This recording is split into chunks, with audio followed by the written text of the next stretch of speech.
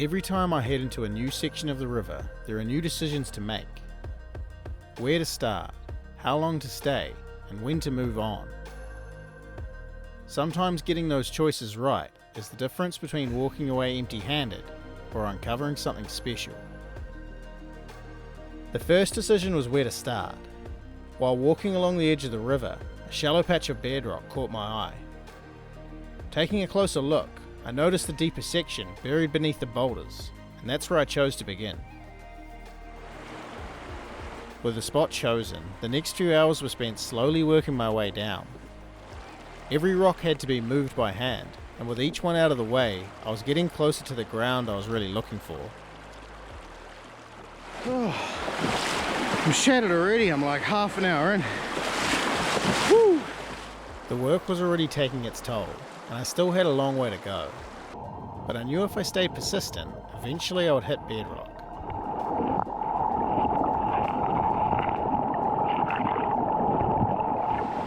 It's getting deeper and deeper and I'm getting nowhere at the moment. I found that massive rock under there. I'm halfway through lifting it up. There's just a couple of rocks on the other side of it. I need to move so I can push it somewhere. I'm hoping there's some bedrock underneath that. So if it gets much deeper, I'll have to move. I did manage to free it, but it was still stuck in the hole with no easy way to get it out. So I had to leave it there for now and just kept working my way down, trying to get to the bedrock below.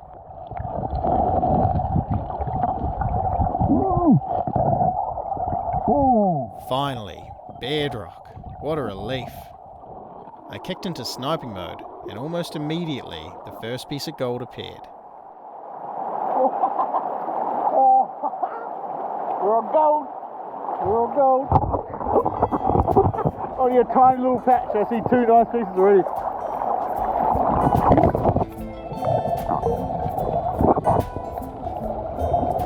One small piece and a nice little picker wedged into the crevice below it.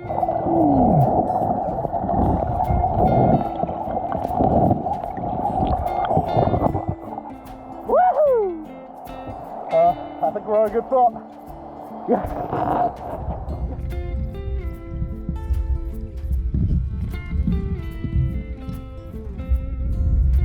Whoops, almost lost that one. Not having that happen again.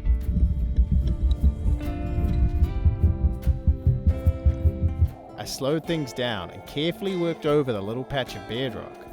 And sure enough, there were more little pieces waiting to be found.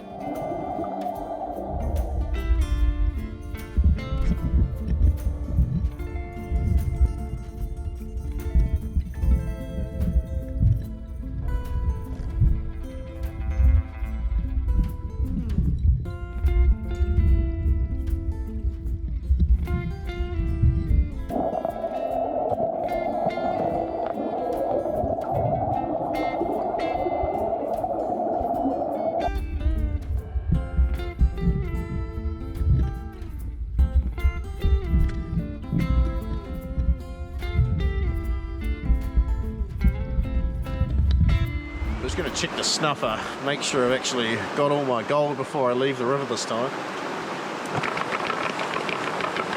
Always looks so much bigger underwater. That big one looked like a half gram to me, but in the pan maybe not.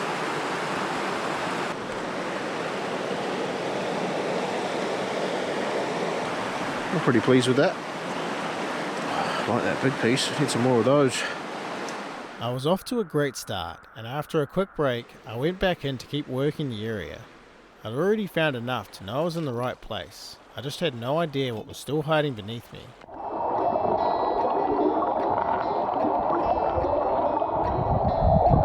I kept opening up little patches of fresh bedrock, and almost every one revealed more pieces of gold.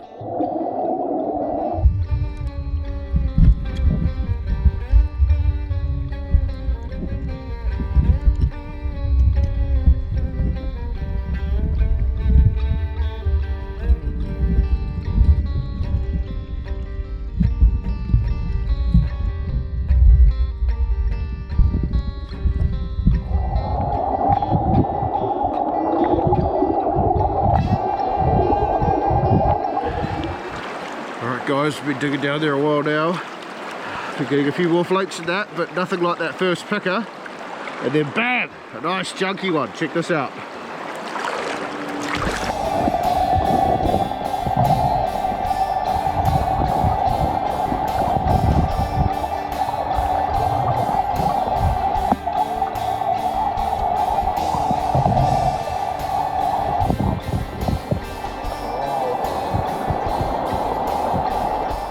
That's a nice one there.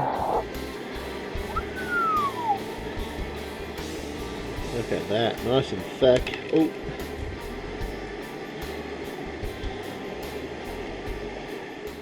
Finding that nugget got me thinking. I knew there could be more here, so I slowed down and started planning my next move. I checked the ground with the gold monster, but it didn't reveal anything big nearby, so I got back underwater for one more sniping session. And just before the day was up, I managed to find myself another nice patch of gold.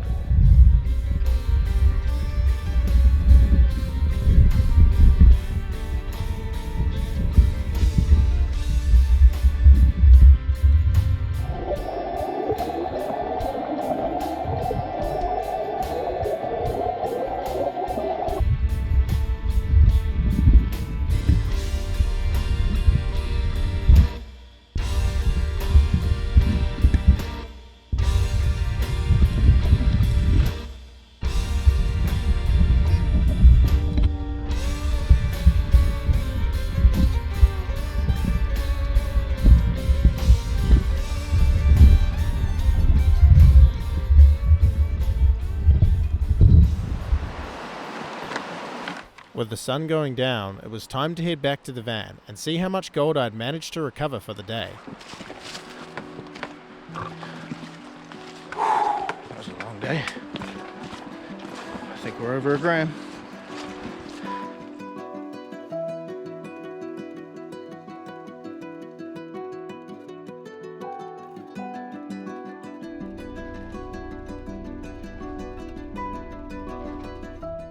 I emptied the snuffer and had a quick look before drying everything, and there was no doubt the bigger pieces were definitely going to make a difference. The first picker came in at 0.34 grams, and the little nugget weighed 0.83. Altogether, I had finished the day with 1.6 grams of gold, worth around 360 New Zealand dollars. I was pretty happy with that result, considering how close I came to walking away earlier. It was a good reminder that sometimes the hardest part of prospecting is simply sticking around long enough to find out what's really there. Thanks so much for watching. If you enjoyed the video, please consider subscribing, and I hope to see you on the next adventure.